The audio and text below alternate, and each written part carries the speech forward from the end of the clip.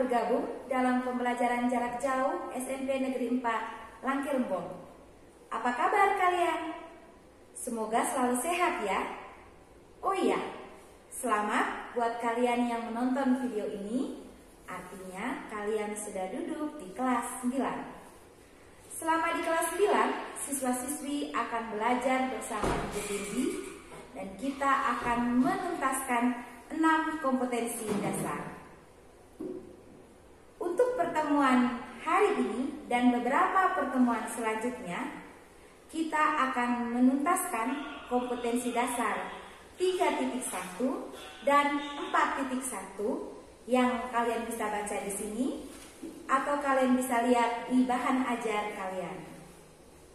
Tujuan pembelajaran hari ini adalah menuliskan perkalian berulang suatu bilangan dalam bentuk perpangkatan dan menentukan hasil perpangkatan dari suatu bilangan.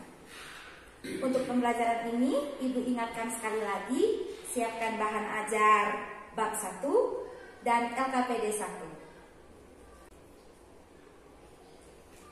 Baiklah, kita mulai pembelajaran kita. Saat ini, dunia sedang diserang pandemi COVID-19. COVID-19 disebabkan oleh virus yang menyerang imun tubuh manusia. COVID-19 kita kenal sebagai virus corona. Tapi, pernahkah kalian berpikir bagaimana virus corona bisa berkembang biak? Ya, betul.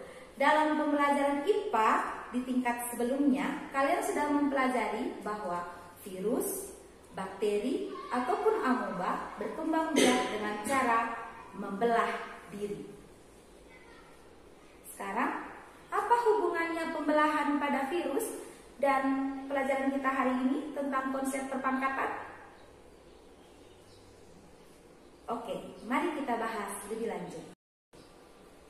Jika awalnya ada satu virus dan virus itu membelah diri menjadi 2 setiap kira-kira 10 menit, maka berapa virus yang dihasilkan setelah pembelahan pertama? Betul, virus itu menjadi 2. Mari kita lihat skema berikut ini. Jika virus mula-mula ada 1, pada pembelahan pertama virus akan menjadi 2 karena virusnya membelah diri menjadi 2. Pada pembelahan berikutnya virusnya akan membelah diri lagi, maka pada pembelahan kedua virusnya menjadi 4. Kalau virusnya kemudian berkembang biak lagi dan membelah diri lagi, maka pada pembelahan ketiga virusnya akan menjadi, ya betul, seperti pada skema ada 8 virus. Mari kita simak kembali skema yang sudah ada tadi. Jika pembelahan pertama virusnya ada 2, maka kita bisa tuliskan sebagai 2 berpangkat 1. Pembelahan kedua virusnya tadi menghasilkan 4. 4 bisa ditulis sebagai 2 dikali 2 atau 2 pangkat 2. Pada pembelahan ketiga virusnya menjadi 8.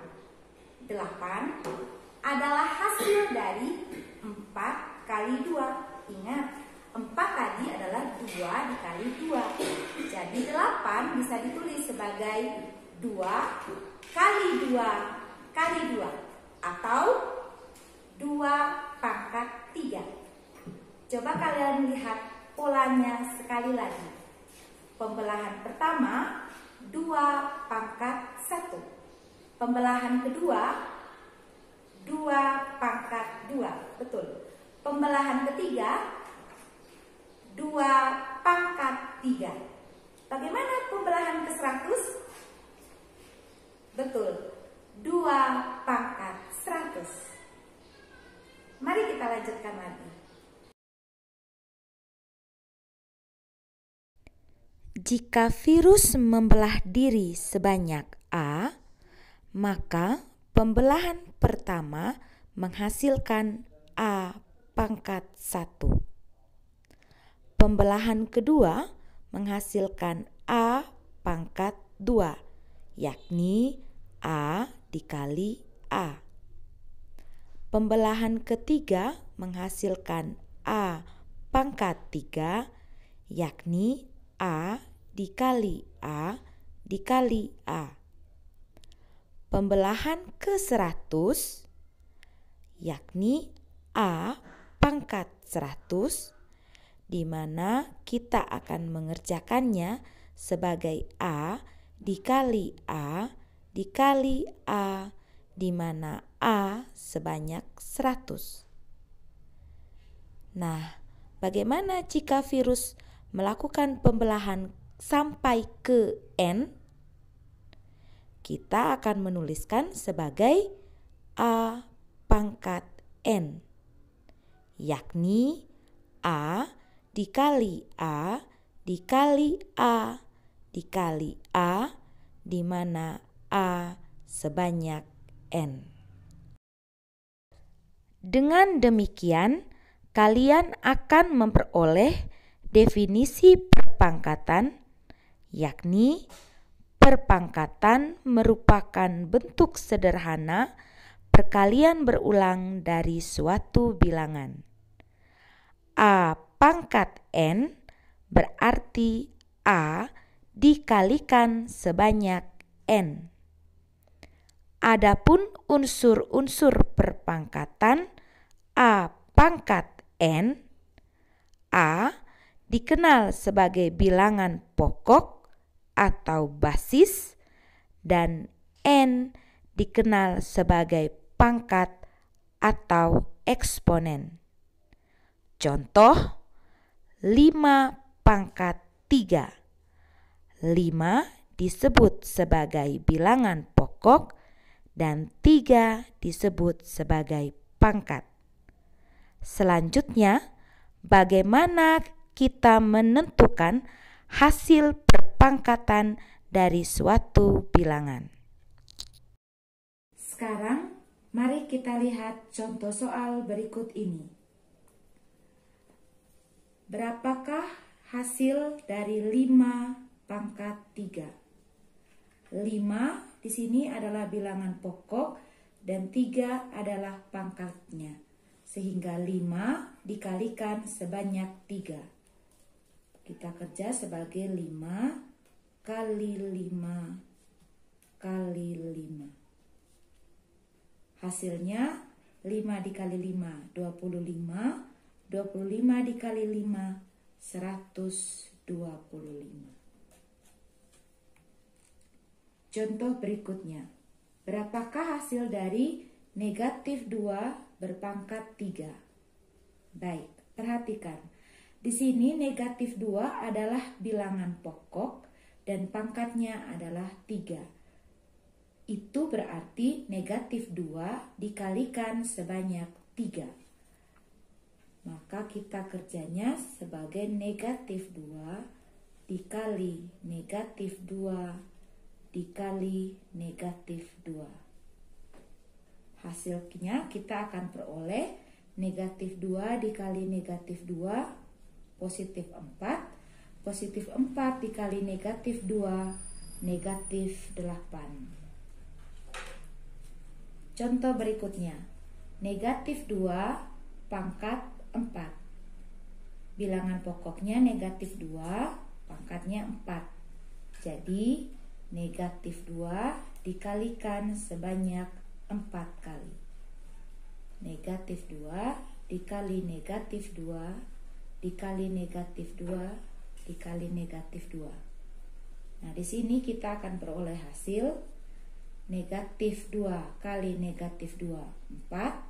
4 dikali negatif 2, negatif 8. Negatif 8 dikali negatif 2, hasilnya positif 16.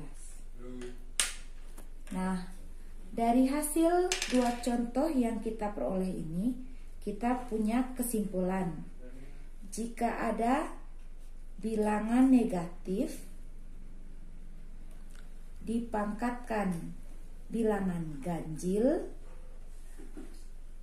maka hasilnya akan beroleh bilangan negatif. Sifat yang lainnya, jika ada bilangan negatif dipangkatkan bilangan genap, maka hasilnya adalah bilangan genap. Positif. Itu kita peroleh sifat dari dua contoh. Nah, sekarang bagaimana kalau ada soal seperti ini? Negatif 2 pangkat 4. Baik, perhatikan baik-baik. Yang ini bilangan pokoknya adalah 2. Sedangkan negatif ini adalah tanda di depan angka 2. Jadi kita kerjanya sebagai negatif. Nah, 2 ini yang bilangan pokok, berarti 2-nya yang dikalikan sebanyak 4 kali. Di sini kita akan peroleh hasil negatif 16. Lihat perbedaan cara menulis di contoh sebelumnya dan setelahnya. Jadi kalau dikasih kurung berarti bilangan pokoknya ikut. Tapi kalau tidak dikasih kurung maka bilangan pokoknya kita ambil hanya bilangannya saja. Tanda operasi ini berarti dikalikan. Negatif dikalikan 2 pangkat 4. Baik, kita lanjutkan. Tidak semua bilangan bulat itu yang berpangkat, ada juga yang merupakan bilangan pecahan. Di sini misalnya bilangan pecahan desimal. 0,2 dipangkatkan 3.